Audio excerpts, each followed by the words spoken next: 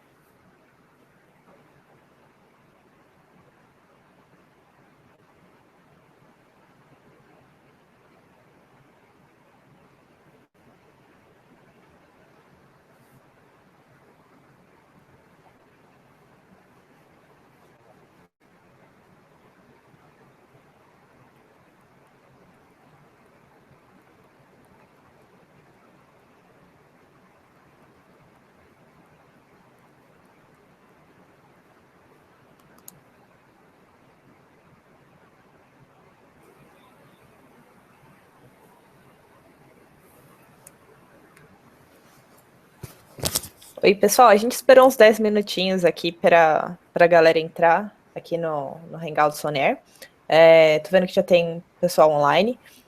Só lembrando, se vocês tiverem qualquer pergunta, qualquer, sei lá, comentário que vocês tenham, do lado esquerdo tem um botão de perguntas e respostas, é um balãozinho aí com Q&A. Ou vocês podem colocar diretamente na página do Meetup ou diretamente na página do Hangout On Air. Eu posso ficar monitorando lá. Mais alguns avisos, então, a gente faz esse Meetup a cada 2 meses, então agradecer a presença de vocês aí. Se vocês tiverem algum tópico para sugerir nos próximos Meetups, é só deixar lá no grupo também. Bom, então agradecer a presença aqui do Ryan. Ele vai falar um pouquinho sobre Docker e Neo4j. O Ryan trabalha na Neo Technology, que é a empresa que acompanha aí o Neo4j. Então é um prazer ter o pessoal do Core Team aqui com a gente. É sempre muito bacana poder observar o conteúdo que eles trazem. O vídeo vai ficar disponível no YouTube logo após esse meetup, então se você tiver que sair no meio ou se você chegou atrasado, não tem problema nenhum. A gente vai colocar o vídeo no YouTube. Então, vou passar a palavra aqui para o Ryan. Ryan, are you there? Yes. I was just introducing you, saying that you work for New Technology, but feel free to get started whenever you want. So thanks again for accepting the invitation for presenting at this meetup. Thank you, Hanali, and nice to meet you all virtually, of course. I'm here today to talk about how you can use Neo4j with Docker. And if you have any questions throughout this talk, you can feel free to tweet them to me, and I'll give you my Twitter handle soon. So a little bit about me. So I started off my career developing web applications and hosting web server environments. And that background actually makes me appreciate Docker a lot more, and Neo4j for that matter. And then after that, I worked at Google for 8 years on a variety of our technologies, most importantly, the cloud technologies. As a developer relations person, I am doing all sorts of different things with all sorts of different technologies on a regular basis. So I'm familiar with a lot of different languages and technologies, although, I can't say that I go that deep with many of them. But, that does give a good basis to be talking with you today about Docker and Neo4j. Again, there's my Twitter handle at the bottom, as well as my email address. In general, if you have questions about Neo4j, reach out on Stack Overflow or the community Slack at neo4j.com/Slack. But if you have questions in particular to this presentation, feel free to reach out to me at those contact information at the bottom. All right, so Neo4j loves Docker, and I'm going to talk about why that is. I'm going to talk about some of the ways that we use our own Docker image and talk about how you can use the Docker images as well. So in particular, this is going to be in 3 parts. We're going to talk about the Docker images themselves, then we're going to talk about the Graph Your Network application, and then end up talking about Docker Cloud and how Docker Cloud enables us to build an enterprise cluster. And I'll show you a little bit of that and what we're working on there. So I think the screens might be a little bit behind my voice, so I apologize for that, but hopefully this should all still make sense. So Docker images. Neo4j started off by just having a Docker image at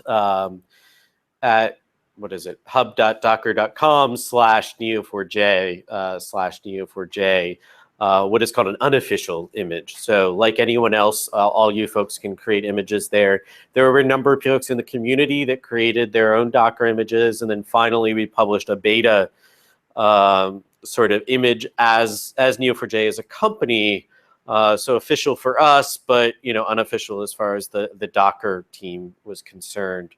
But then we actually went through a pretty rigorous engineering process, building our Docker image, getting the right configuration options and things like that.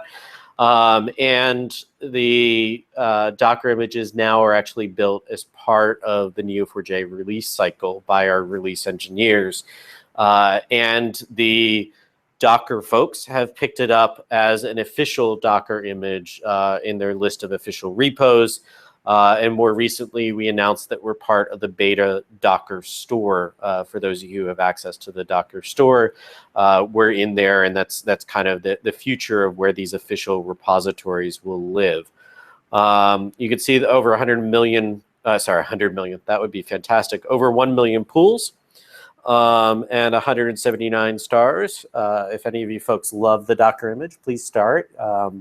That helps raise the visibility and let us know that you consider this an important feature of Neo4j. So it's now an official Docker image. It's now available in 2 different editions. It's available in the community edition, which it started out being available in, and now it's also available for the enterprise edition with our enterprise support contracts as well. So, we're all behind Docker, and it's for a variety of reasons we'll discuss here, but we believe it makes it really easy for people to get started with Neo4j and also operationalize their infrastructure. So this is probably the easiest way that you can get up and running with Neo4j. For if you already have Docker installed, you literally just need to type docker run Neo4j, and in this case, I'm also publishing 2 ports. The first port of 7474 is the HTTP port, so that we can access the Neo4j browser or use the HTTP-based API to interact with Neo4j. The other port here you're seeing is 7687. That is the port for Bolt, which is the new binary protocol for Neo4j, available starting in Neo4j 3.0. And the Bolt protocol, being a binary protocol, makes it faster to communicate with Neo4j, but also in particular, it gets us our type safety because this is a whole new type system in it. And a new set of official libraries available for Java and Python and .NET and JavaScript. So that's the Bolt port at 7687. That's how your libraries or the drivers, the official drivers, would connect to your Neo4j instance. And then we're just saying Neo4j because we're in the official repository now. We don't need to have our username there, our Docker Hub username. It's just Neo4j as the software that you're installing. The latest version of Neo4j is 3.0.4, I believe. And that is tagged with latest in Docker. So when you just type this, you'll get the latest version of Neo4j, or you could specify particular versions. Because I did not specify the edition, by default it gets community. To get enterprise, you can get enterprise under the terms of our trial or under an enterprise license. So this is the really basic. It used to be very painful to do this in a non-Linux environment, in Windows or on a Mac. The way that VirtualBox was set up and the VM set up, it was very painful. But Docker now has clients for Mac and Windows. I don't think that they're out of beta yet, but I think they've opened up their beta pretty widely in a public sense. And the new Docker Mac, which is what I use, makes this super, super easy. You install Docker Mac and then run this one command, and you have Neo4j up and running. There are a variety of other commands that you can do, and this is an example. So with user-defined procedures in Java, which is a functionality available in Neo4j 3, starting in Neo4j 3 as well, where you can write procedures in Java or any JVM executed language and call them from Cypher, you have to deploy those as a jar file into your Neo4j plugins directory. The Docker image for Neo4j exposes a variety of volumes. In one case here, we have the ability to specify your Neo4j plugins directory. So once you build your user-defined procedures, you can copy the jar file over into your plugins directory and start Neo4j. So let me just like hop over here actually into a terminal. I generally like to work in terminals fairly often here. And I'm using the Docker Mac, which makes it really easy. So we can say Docker PS, and we can see that I'm actually already running an instance of Docker Neo4j. But I'll start up another one because that's really easy to do. So I can say Docker run and then -- publish 7470, or do I have to say equal? Forget there. No. Oh, I guess I did in one of them and did in the other. So let's assume that maybe it is equal. So 7474, and I can say colon 7474 here. And I'm actually not going to do 7474 because I do have it already running. So I'm going to map port, we'll say 7475 over to 7474 in the container, so I don't conflict with my already running instance of Neo4j, and then I'll just say Neo4j. And it's actually fetching the latest image of Neo4j and starting up the Neo4j process. And you can see the whole start process here. It did enable Bolt on 7687, but since I didn't actually map it, 76, it's not accessible outside of the container. But 7475 should be accessible. And if I go to visit localhost 7475, we can see the Neo4j browser. So now on my current machine, I have 2 copies of Neo4j running in 2 separate containers. I have one running in 7474, which is my existing database, which I had some information from the movies data set and such in here. And then a very blank Neo4j instance at 7475.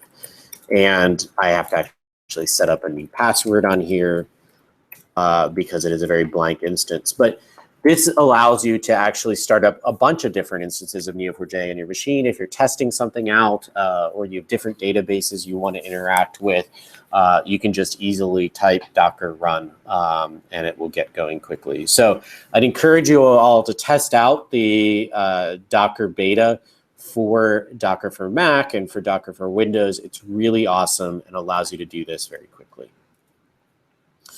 So I was going through some of the other command line arguments here. You can see we talked about this plugins directory. What that is doing is mapping in my home directory, which is /users/Ryan Boyd on my Mac. It's mapping the Neo4j-plugins path to the plugins directory on my machine. Sorry, on my Docker container that I'm running.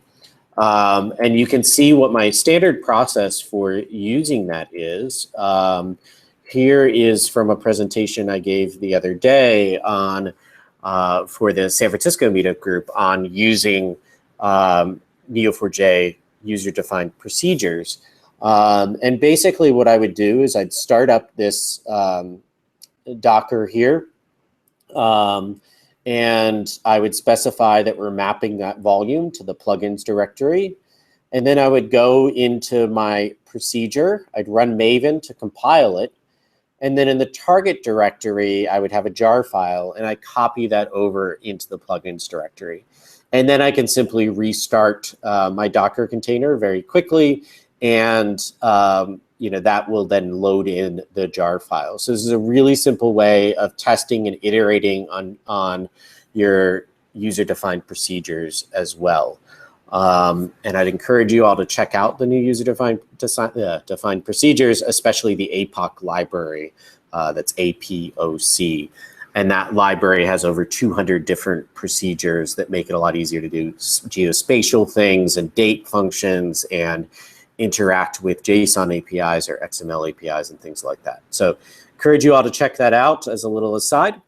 But that was one option here for when we run Docker. There's a couple other options I want to talk about, and one is setting your data volume. So by default, the way that I launched Neo4j just a moment ago the way I launched Neo4j just a moment ago is saving all of the data from my Neo4j database into the Docker machine that I started, into the local machine. So when I killed that Docker container, it will actually kill my data. And of course, we don't want that. We want to be able to keep our data in a long-lived sense in most cases, unless we're just experimenting. So if you want to keep your data in a long-lived sense, what you can do is map a directory from the host machine into your container. So that's what this is doing, very similar to the plugins volume. We're mapping the data volume from my machine into the data directory, the data volume from my host machine into the data directory that's in the container. So then Neo4j is accessing that. So that's a very simple thing. You can obviously combine that with the one that we just talked about here for testing user-defined procedures and have both of those volumes mapped. ulimit is another important option available to you when you're starting up Docker. And let me just explain this to you a little bit. So I'm going to talk about the graphing your network application, which basically allows you to graph your Twitter network in Neo4j, and it uses Docker, and we're going to go through the architecture of that. But that application does a couple things. One, it connects to the Twitter API. And two, it uses Neo4j and stores the data from Twitter. And if you have a lot of Twitter followers, or there's a lot of tweets containing some of the terms that the Docker Twitter app uses, it will create more and more files on the file system. And these files represent the nodes and relationships and properties in your database. It'll also create file handles to your TCP connections, to the Twitter API and things like that.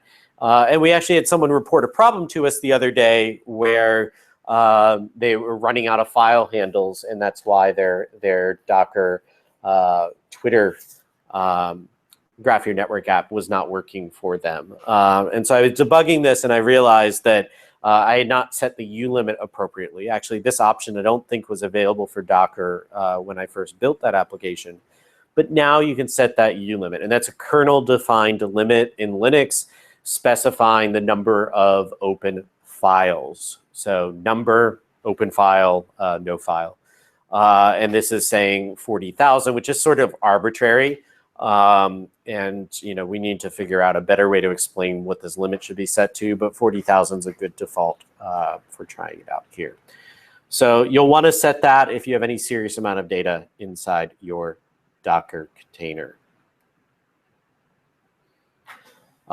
So there are some other things that you can do. I talked earlier about the data volume, which is the kind of first bolded line here. But you can also set a configuration volume, which is the second bolded line here. So there are a couple options, which we're going to talk about shortly, that are able to be set using environment variables in your Docker run. But there are a number of Neo4j options which are configured in the Neo4j configuration file, which are not available as environment variables for setting those within Docker. For those, you're going to want to actually map this conf directory in and then have your full Neo4j config file on your host machine, and then your Docker image can access that configuration file at the /conf directory. And again, you can combine all of these. So you can combine the plugins directory, the data directory, and the config directory, all as separate volumes when you start up Neo4j. Setting configuration, I'd say environmentally. It's kind of a funny play on words here, but you can set environment variables in Docker. And what that means is when you set an environment variable in Docker and then you SSH into the container or exec into the container, you'll actually see those environment variables are set in your shell. So one of the environment variables that you can set is Neo4j auth, which is specifying the default password for Neo4j. So you don't have to reset it when the container is launched like we just saw here earlier. And there are a variety of other environment variables that you can set here as well. But how that works is it sets the environment variable so that when Docker executes the Neo4j binary, the Neo4j binary looks at the environment variables that are set and sets the appropriate configuration options in Neo4j based off of those environment variables. Because of the way this has to work, there's a limited set of things that we chose and available for configuration via the environment variables. And for the rest, like I was saying, you can set your own config file in the host machine and map that into the container. These are the other variables that you can set in your environment that affect the Docker container. So these are other things that you can set without actually specifying a config file. And when I say these are other things you can set, these are things that you probably should set if you try to make any serious size of container, setting your page cache and your heap and that sort of thing. And the allow format migration is the variable which allows you to upgrade, or Neo4j to automatically upgrade an old data store from, say, Neo4j 2.3 to Neo4j 3.0 or amongst the dot releases. So these variables can all be set using that env option that you saw here in the Docker run. And if you want to do anything more, you should map in your config volume as we talked about. Okay, so that's some of the options that you have for Neo4j. Now let's talk about the Graph Your Network application. So the Graph Your Network application had a couple different goals in mind. One of the goals was to frankly experiment with Docker and Neo4j, to have some sort of production app that we were building that used Docker and Neo4j as a forcing function to make sure that we had the right options available and things like that. Another reason that we built it was to allow people to try out Neo4j, not just using the movies data set or the Northwind data set, but using any data set or using a data set that really mattered to them, personal data that that was interesting to them. And so we wanted you to be able to do that, but we didn't want you to have to download and install Neo4j in order to access this application. We wanted you to be able to log in and access the application directly. And so I'm going to show you that process. Before talking about the architecture of the app, I'm going to show you how it actually works. And I've already done it with my personal account here, so let me see if I can do it with the Neo4j account. And so if I do network at graph demos, so we can see the application here, and we can see the login with Twitter button. And I click the login with Twitter. You see down here, creating Neo4j instance. This is creating a new instance in Neo4j. And with that instance, it's basically a Docker container that is running Neo4j. And it is also running a script which accesses the Twitter API and loads in your Twitter data. It's taking a little bit longer than I'm used to. This is called one of those demo fail moments. And it had an error. So let's just reload this here and see if we can create our Neo4j instance. Oh, apparently connected to the wrong wall too. I just reloaded here. We have our Neo4j instance. And this is a URL. This is running the Neo4j Docker image here. And if I open this in a new tab, I have this password and the username But you can also see this refreshing value here of the number of users loaded, number of tweets loaded, and number of hashtags and links loaded. These are the tweets that are referenced by the Neo4j Twitter account, or the tweets where I believe I do a search for big data in here. So we can see tweets that contain big data. So I go to the URL, which is the Neo4j browser, and I access that. And the first thing that you see here is this Play Twitter, which allows us to, as an interactive guide, to go through and see, for instance, in this case, is some of our mentions on Twitter. And I can execute that query and see some of the mentions, some of the tweets that mention Neo4j. And for tweet, I'm going to make that tweet really large and put the text in here, and we can see some of the actual text in tweets where Neo4j is mentioned. And you can see here that we have various relationships. So we have here, in this case, Neo4j posted a tweet, which actually mentions me. So you can see Neo4j posts the relationship type. This is the actual tweet, which we have the text and a little bit more data, and then it mentions me. And we could do various queries here, like let's figure out like match T colon, or actually U colon user, screen name colon Neo4j. So I'm matching my Neo4j username, and Neo4j posts a T colon tweet. And so we're going to look at basically tweets that Neo4j has posted, and you can see one of the properties on a tweet is favorites.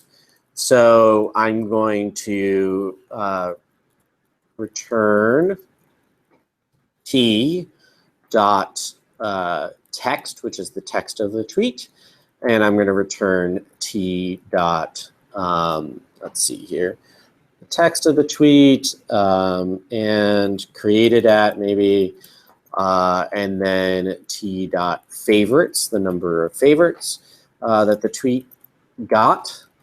And I'm going to order by favorites descending, limit 100. So I think that'll work.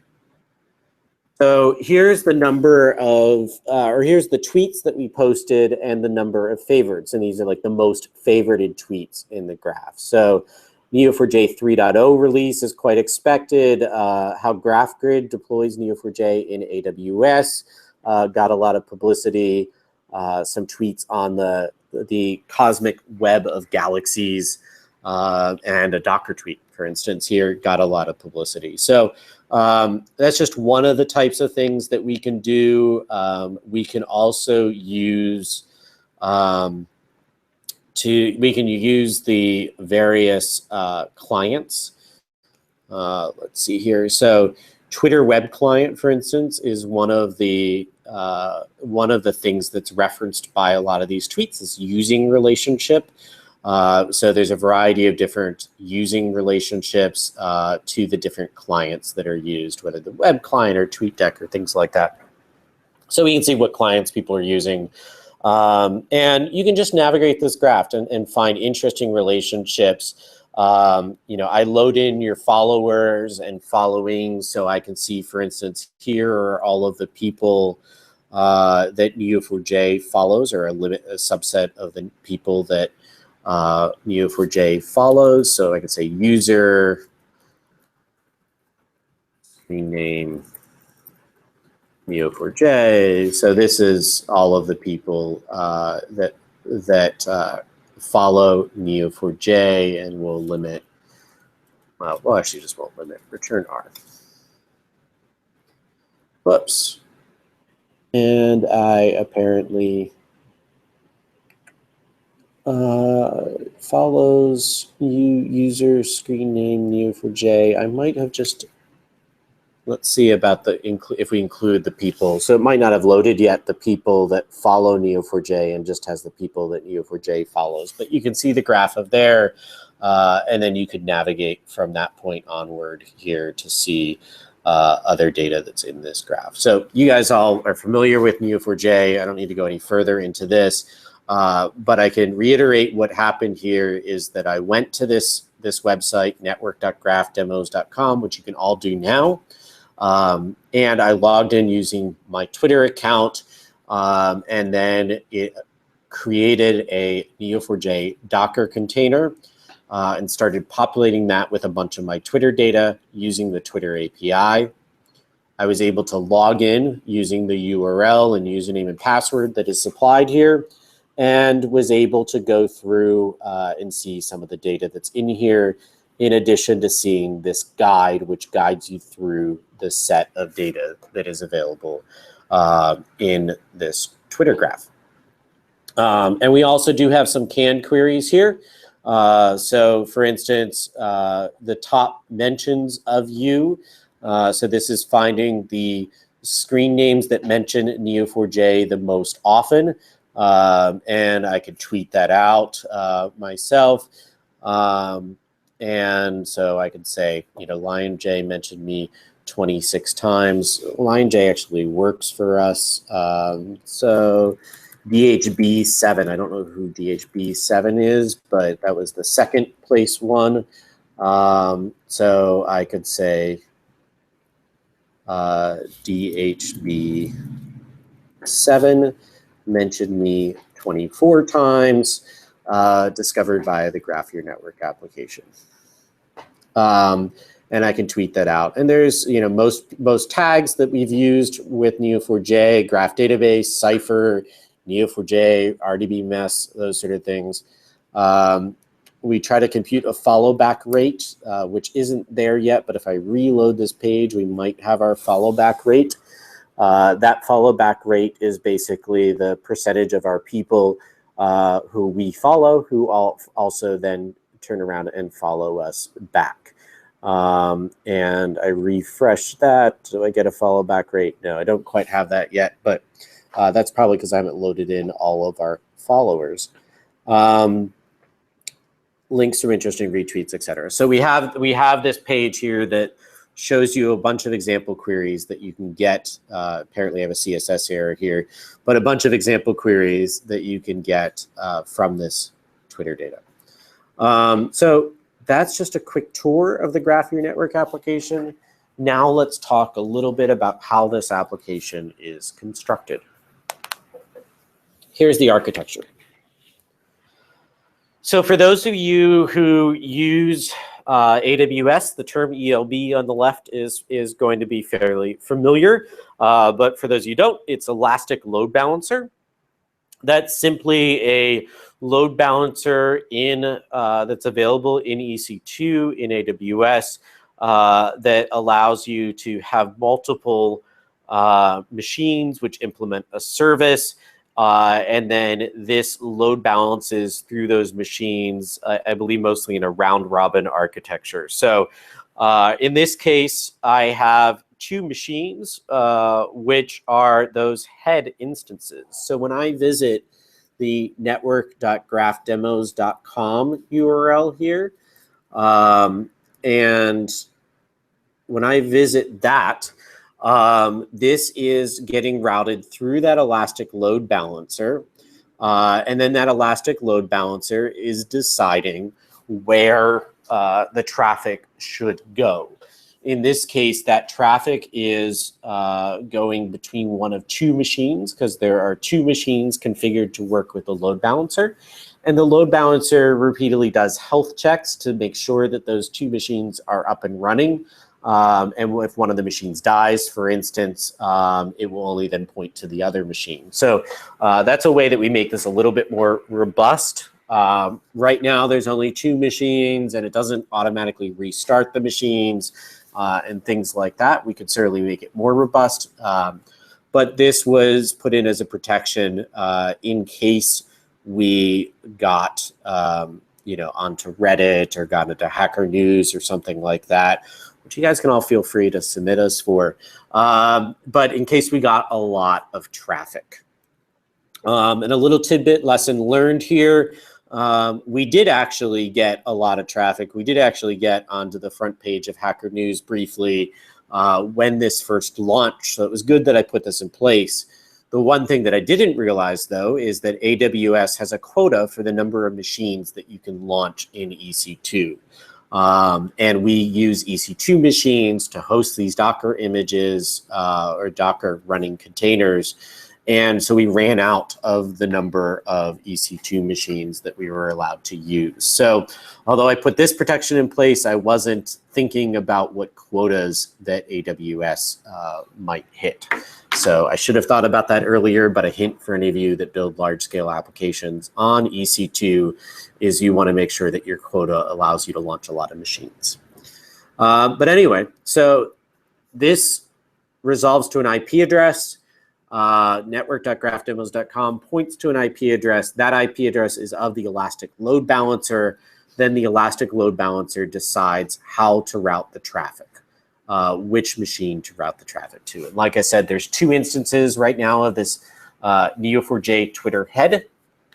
And that is a Docker container that controls the web page. So controls the page that you see at network.graphdemos.com. It's just a web server, Nginx, running some Python code with a Flask-based application that is kind of that front end of this application. And so the Neo4j Twitter head, what it does is accepts the incoming requests, allows you to log in using your Twitter credentials, and then it will launch your Neo4j instance for you that then is your dedicated Neo4j instance running inside a Docker container that will load your Twitter data into it. And that's what you see on the right-hand side. So Neo4j Twitter head uses the EC2 APIs for the what was called Elastic Container Service. Now I believe it's EC2 Container Service. But it will use those APIs to launch a new Docker container with the Neo4j Twitter image for that Docker container, and one of these for each and every user that logs into the site with their Twitter account. So you can see here I have these orange boxes with about 6 containers each. So those orange boxes represent EC2 instances, and for each of those EC2 instances, we host about 6 containers on it running there. And then those 6 containers, we always keep up a couple extra EC2 machines, and we expand and contract the number of EC2 machines that we have running these containers on the fly based off of the activity. So if we have a bunch of people come in at once, we'll have room to spin up another container, or sorry, another like, let's say 10 different containers quickly. And if we want to spin up more, then they'll have to wait a little bit as we launch more EC2 machines.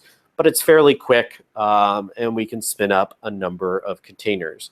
And I can control how many of those are on standby. So for instance, if we did predict some sort of traffic on something like Reddit or on something like Hacker News, I could create a lot more machines on standby. But for cost conservation, we'll just keep a couple running. Each of these Neo4j Twitter containers sits around for 3 days, giving a person 72 hours to experiment with Neo4j inside Docker. And then they can choose to either download the Docker image onto their own machine and run it on their own machine, or they can choose to use the Neo4j downloads off of neo4j.com. So this is the current architecture.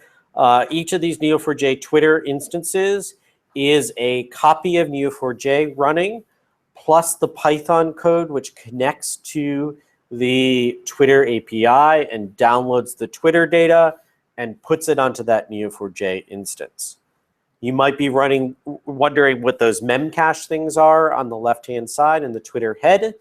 Those memcache instances simply keep around all of the different containers that are running for the different users, and it's pulling that information from the APIs, the EC2 APIs, to get a list of the running containers, but caching them into memory so that you go and reload that page at network.graphdemos.com. It has your instance cached in memory. And that just makes it a lot faster to visit that site for subsequent visits after you create your initial container.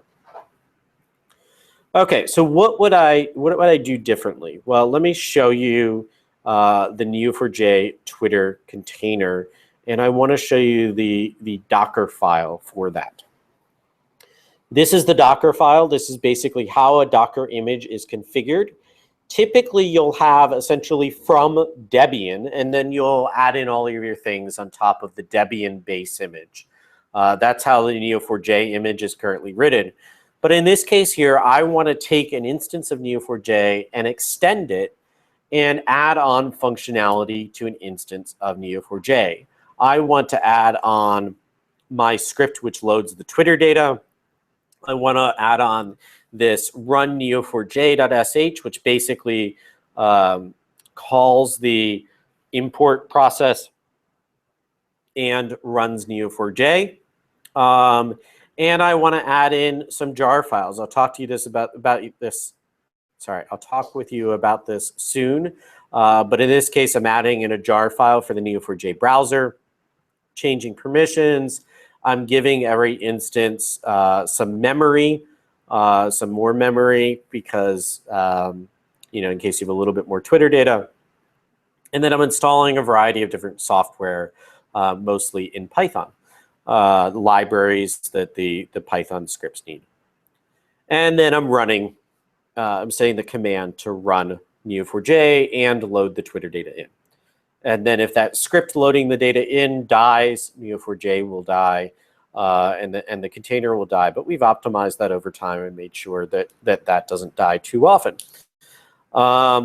And so this is basically our configuration, the Docker file that you'll find for the Neo4j Twitter Docker container. Now let's talk about what I would do differently nowadays. So let's say I was doing this nowadays. Well, one thing that I would do differently is not have a custom build. So Neo4j is this custom build of, sorry, the Neo4j Twitter application is a custom Docker image that takes the Neo4j base image and adds on it a bunch of different things. I did that so that I could put these play guides here. So I could put the guide that guides you through the Twitter data and allows you to see what's going on more easily than you would get with just a vanilla Neo4j install. That's what the Neo4j browser jar file is that I referenced in the Docker container. That's adding this functionality. But now we actually have two separate commands here, which are remote content hosting whitelist and Docker post connect command. Basically what this means is that I can specify on a URL a guide to load in. I don't need to custom build the Neo4j browser as a 301. I can just specify a URL that gets loaded in as one of those guides. And that's a really amazing functionality that's very helpful whether you're using Docker or not. These are configuration commands for the Neo4j conf that allow you to load in your custom guide. And so this could be for your company, it could be for yourself, and just kind of saving some of your common queries and things like that. But whatever you want, you can load in those custom guides that you can navigate like this, which show you a variety of different queries. And we even now have the support. You can see where it says screen name, your handle here. Users have to substitute that, otherwise they'll see 0 results. They have to substitute their handle. Now we actually have some form capabilities with these guides that allow you to prompt a form field and say, what is your Twitter handle? And then it will update the query here. So it makes that part a lot easier as well. The other reason that I had a custom build was that I could have this Python code running on the instance that connects to the Twitter API and pulls in your tweets. Well, that's not really the way Docker normally is architected, and I've learned that since. What you want to have with Docker is you want to have the most isolated containers as possible. So in this case, you saw how I did the Twitter head instance was my web server, and then I had separate instances which were Memcache. Well, similarly, for each of the Docker, for each of the users where we launch these Docker containers, we should actually launch a instance of Neo4j, which simply exists as the database and only the database.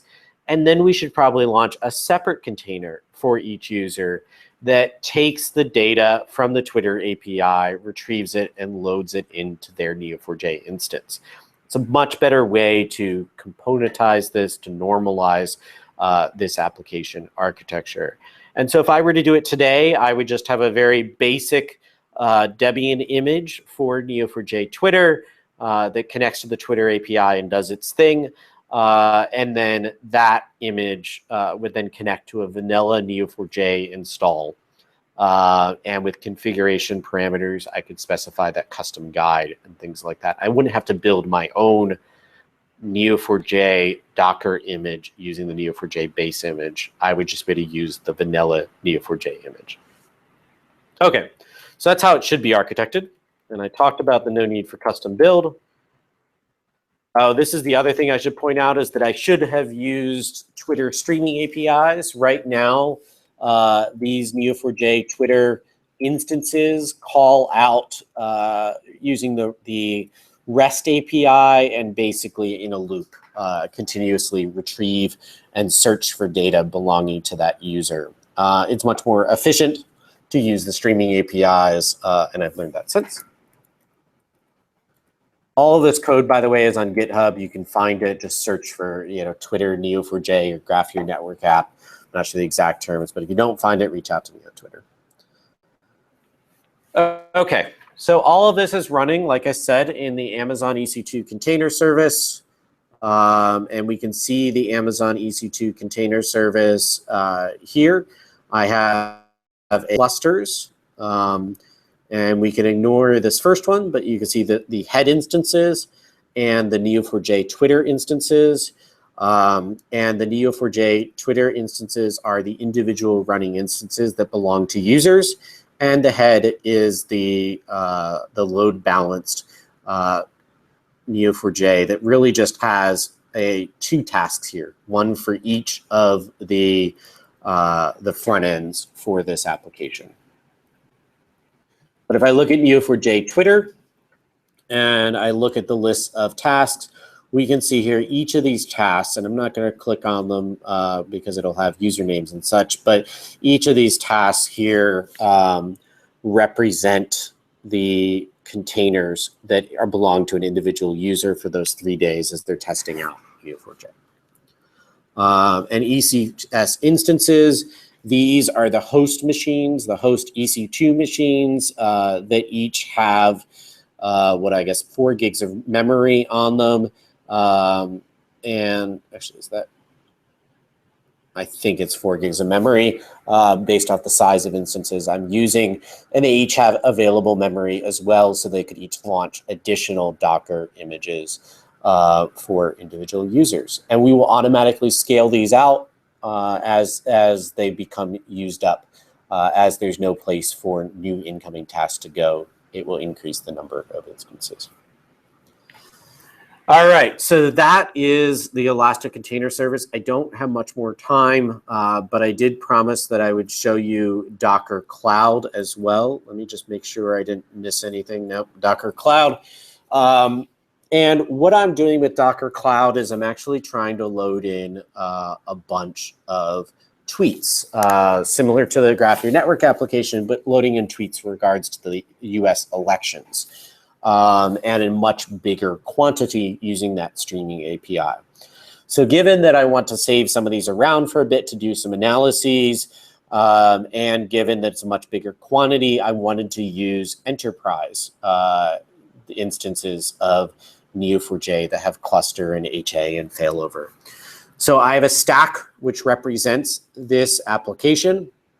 That stack has 3 Neo4j Enterprise instances. These are unmodified copies of the Neo4j Enterprise image from Docker. And there's various configuration options there. Has a RabbitMQ queue, and then streaming, and then Neo4j populate. Streaming connects to the Twitter API, loads stuff in the RabbitMQ queue. Neo4j populate pulls things out of the queue and puts it into the Neo4j cluster. We can see here the Neo4j 3, I think the one that I'm looking at, or the one that I've used here is the Neo4j 3, the one that has my password saved in it, I believe. And so this is basically accessing a Neo4j instance, and that apparently isn't the one that I used. Let's see if it was the service URL here. But anyway, this accesses the Neo4j instance, and you'll be able to see, okay. I'm going to have to type the password in here, but I'll have to look up the password in order to type it in. I'm going to pause on that here, but the database is, shoot, I'm just curious here. I know I have one of these has the credentials, has me already logged into this Neo4j instance, I'm pretty sure. Not that one. I will try one more. Neo4j 1.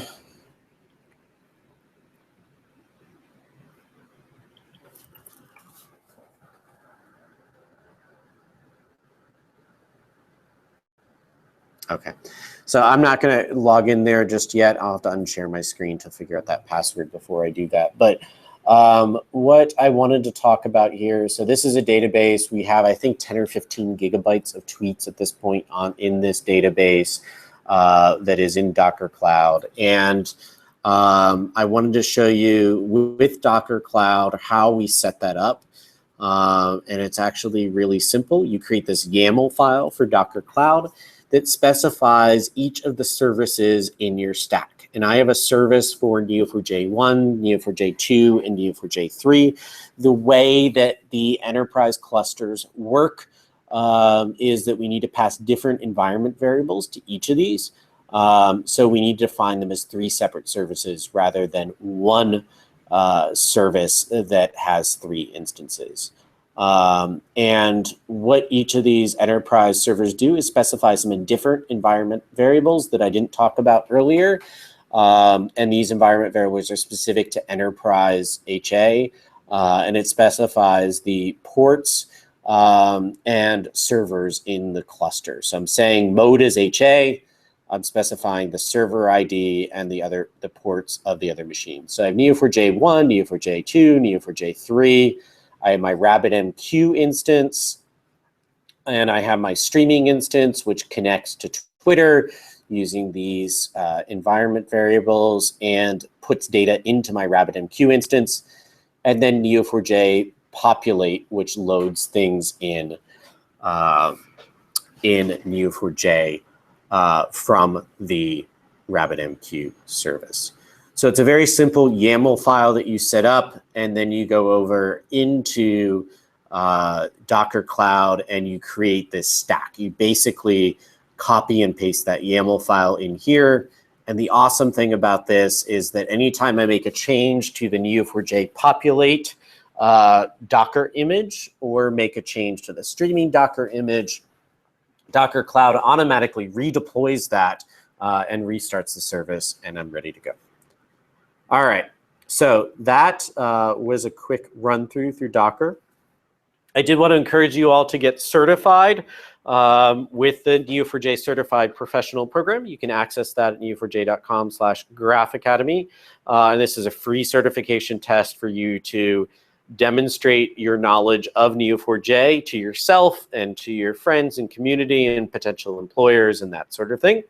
Also want to encourage you, if any of you folks can make it to the US, we have San Francisco Graph Connect in October 13th and 14th.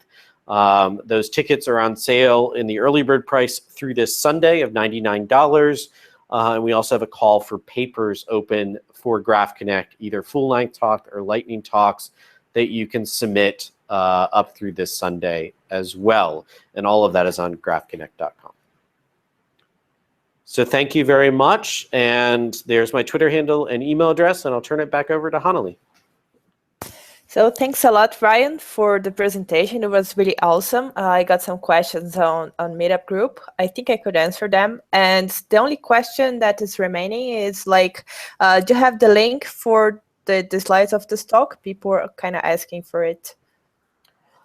Sure. So let me send that link for the slides for the talks to you, Hanali, and then you can put it on the Hangout on Air video archive, as well as put it on Meetup. You can tweet, and so whenever I did the video, I can attach the link for the presentation. Fantastic. Are there any other questions I can help answer? Well, I think we got some questions about translation, and I think I could help people with that. So people said they will ping you on Twitter if they have any further questions. So thanks once again, Ryan, and I'll speak in Português now. Obrigada aí todo mundo que assistiu. A gente vai colocar o vídeo em breve aí no YouTube com o link da apresentação, e se vocês tiverem alguma sugestão de tema, só lembrando, é só entrar em contato com a gente. Então, muito obrigada aí, pessoal. So thanks once again, Ryan, and have a good night. Thank you very much, Hanali, and thank you to the listeners.